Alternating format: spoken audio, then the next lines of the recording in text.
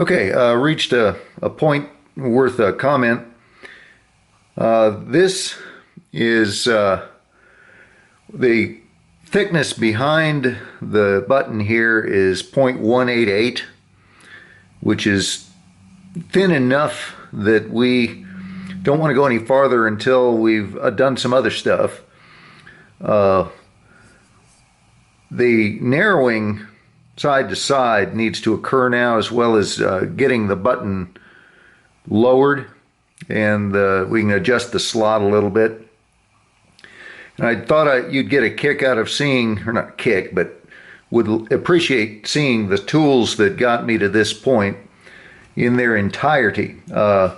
Is the Pippin file that we talked about before, the double-aught pillar file that's, I guess, about 3/4 of an inch wide, 5/8.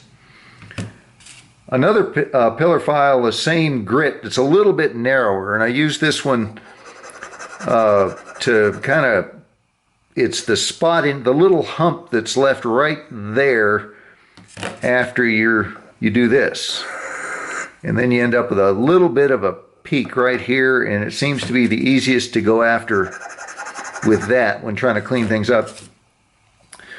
This guy is got the opposite of a pillar file. It has the teeth on the edges and none on the flats, and it's great for this deal right here. You clean up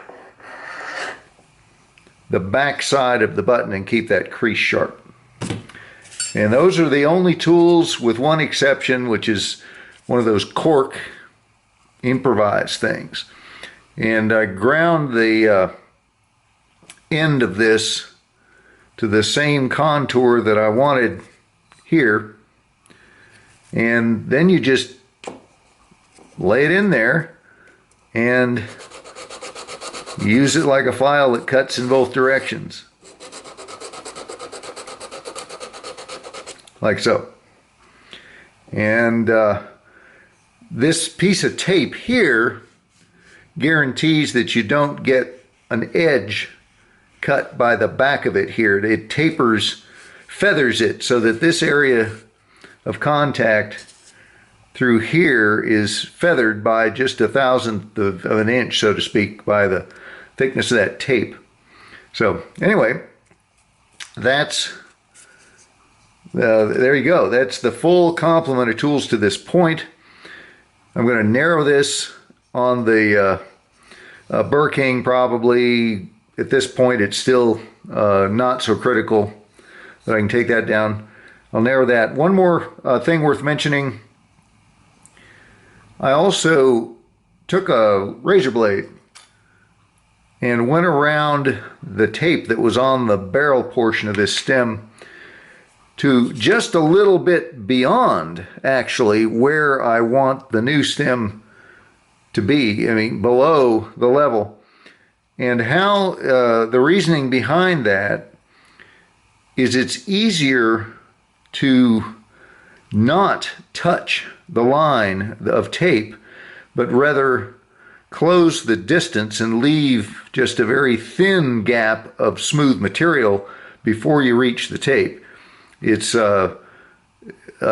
simpler on your eye and brain to keep track of that kind of a gap than it is to try to figure out how closely you're following the edge of some tape.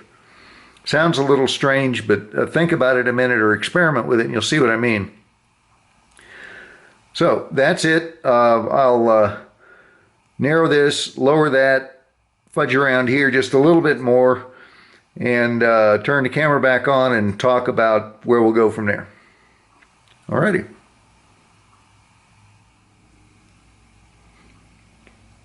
Okay, here's a brief update, a check-in, so to speak. The blade has been narrowed to within an overall millimeter, meaning 1/2 millimeter on each side of its desired finished length. The button is starting to shrink. The slot has been refined a little bit. And beware, not all manufacturers use the same slot width, and I don't have the broken off end here, but I've worked on this man's pipes before, Tokutomi, and he uses quite a narrow and fairly tall funnel. And if you got that wrong, then everybody would laugh and roll on the ground and point at you and all. No, it's those kind of things are key to making it look like it originally did. So if you're ever missing a piece, you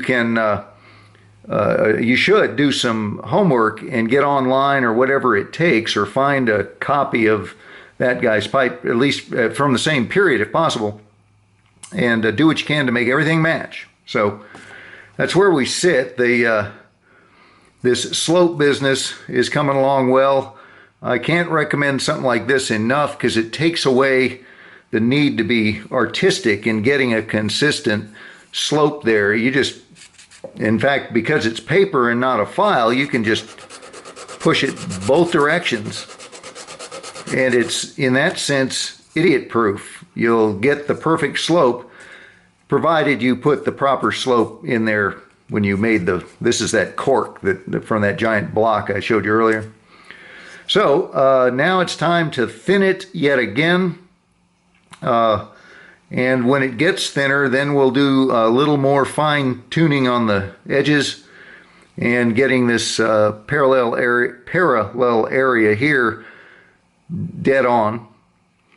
And by the way, this pipe is such that the entire thing is going to be finished on the stick, with the exception of the barrel portion here. And that's where the rubber meets the road in this project, as you can imagine.